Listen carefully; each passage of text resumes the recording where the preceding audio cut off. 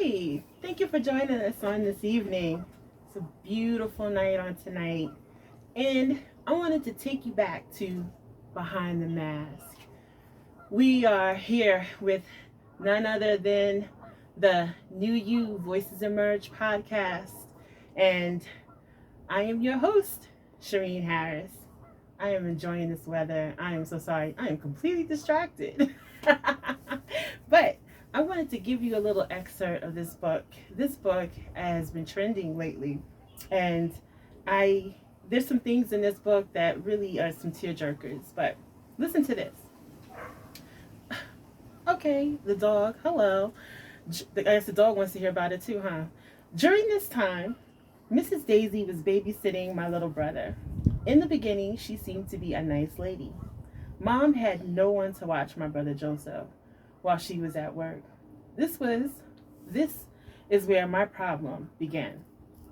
When I got out of school, Mrs. Daisy would not let me step foot in her house.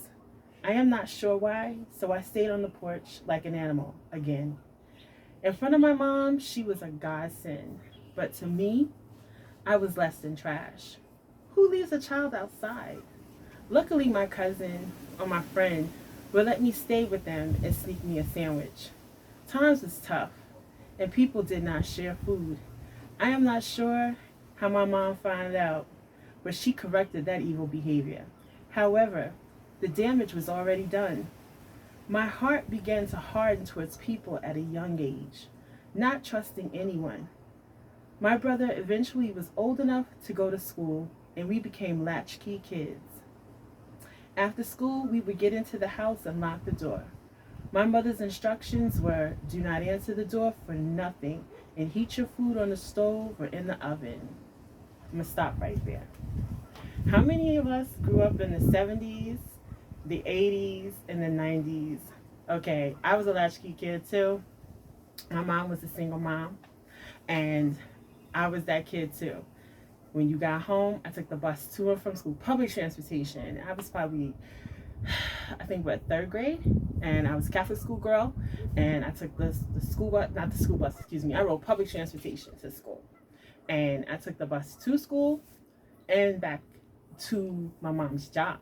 And growing up in New York, New Jersey, I was a dual citizenship kid because my dad lived in New York and my mom, we lived in Jersey. And so at that time, I would take the bus. I would go to work with her, and she worked in the hospital. And then I would take the bus from school there. But trauma. This young man was traumatized as a little boy. There's such a thing called the 10 ACEs of childhood trauma. Check it out. Google it. At a young age, this little boy had to deal with trauma. If we don't heal the little boy or the little girl within, then the adult man, the adult woman has issues that they're dealing with. And we have to stop those things, because if not, what happens is we're still taking those traumas, and it affects every decision that we make as we move forward. And then our choices that we make, those isolated choices that we make, they change the trajectory and the direction of the paths that we take in our lives. So I admonish you, be mindful.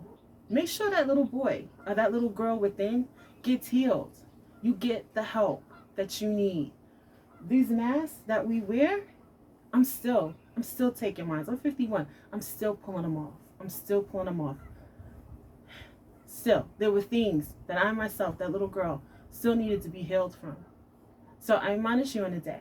If you haven't picked up your copy of Behind the Mask, check it out. Go to Amazon.com. Look it up. Kevin W. Howard's Behind the Mask. The cover has slightly changed recently, but we're working on redoing it. We had a few issues with the cover, but we're working on that, trying to get it situated. So I had to change it a little bit, but we're fixing that. End result, hit me up if you have any questions about anything we've said. You have some thoughts that you want us to talk about, email me, nuyuvoicesemerged@gmail.com.